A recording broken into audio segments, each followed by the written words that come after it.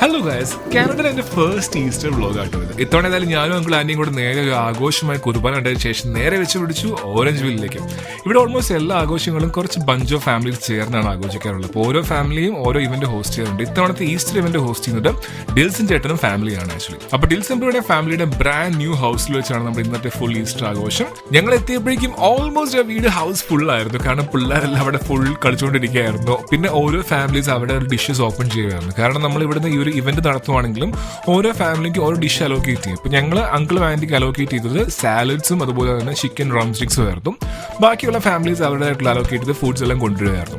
അപ്പോൾ പിള്ളേരെല്ലാം അവരുടെ സോണിൽ കളിച്ചുകൊണ്ടിരിക്കുന്നു. പിന്നെ ഞങ്ങൾ ഡിൽസൺ ചേട്ടൻ ഞങ്ങളോട് താഴെ ബേസ്മെന്റിൽ പോയി ചേട്ടായി അവിടുത്തെ വർക്ക് സ്പേസ് എല്ലാം കാണിച്ചു തന്നു. ഡിൽസൺ ബ്രോ വീട്ടിലെ എല്ലാ കാര്യങ്ങളും നമ്മളെ കാണിച്ചു തരായിരുന്നു. അവിടെ ഫയർ പ്ലേസ്, ഈ സ്പേസ് എനിക്ക് ഭയങ്കര ഇഷ്ടപ്പെട്ടത്. പുള്ളിയുടെ വർക്ക് സ്പേസ് ആണ്. ഈ ടേബിൾ ഞാൻ നോക്കി വെച്ചിട്ടുണ്ട്, എന്തെങ്കിലും ഇത് ഒരെണ്ണം ഒപ്പിക്കണം ആക്ച്വലി.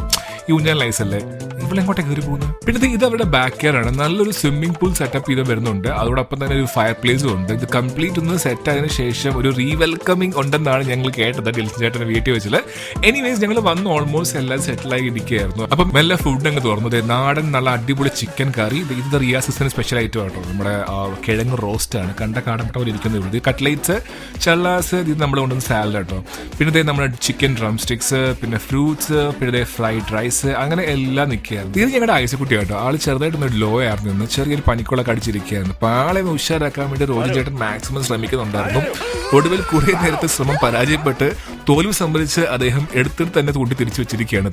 ഇവിടെ ഇരിക്കട്ടെ, ഓക്കെ. അങ്ങനെ ഫുഡിങ് എല്ലാം നമ്മൾ മെല്ലെ സ്റ്റാർട്ട് ചെയ്തു. ആദ്യം തന്നെ പിള്ളേരുടെ പടയെ കൊണ്ട് നേരത്തെ അങ്ങ് ഇരുത്തി ഫുഡ് കഴിപ്പിക്കാൻ വേണ്ടി. കാരണം ഇപ്പൊ തുടങ്ങിയാലേ അവസാന ക്യാമ്പ് തീർത്തു. ഏതായാലും കമ്പനി കൊടുത്തേക്കാൻ വെച്ച് ഞാനും കൂടെ കയറിയിരുന്നു അവിടെ. ഏതായാലും അങ്ങനെ വീട്ടിലെല്ലാവരും ഓൾമോസ്റ്റ് ഫുഡ് അടിയുടെ വൈബിൽ ഇരിക്കുമ്പോഴേക്കും ഒരു ഹോംലി ഫീൽ കിട്ടാൻ വേണ്ടി ഡിൽസൺ ചേട്ടൻ നമ്മുടെ ഹോം മൂവി ഇട്ട് കൊടുത്തിരിക്കുകയാണ് എല്ലാവർക്കും വേണ്ടി.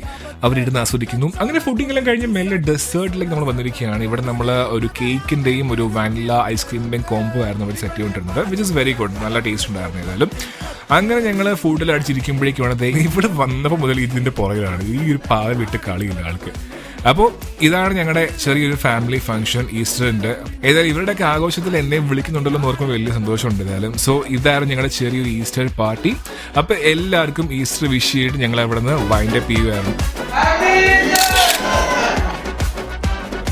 അവരുടെ ബ്രാൻഡ് ന്യൂ ഹൗസ് കേട്ടോ. അപ്പോൾ ആ ഹൗസിലേക്കും പിന്നെ അങ്ങോട്ടുള്ള എല്ലാ വെഞ്ചേഴ്സിനും അടിപൊളി വിഷയം കൂടി ഞങ്ങൾ തിരിച്ചു മടങ്ങി.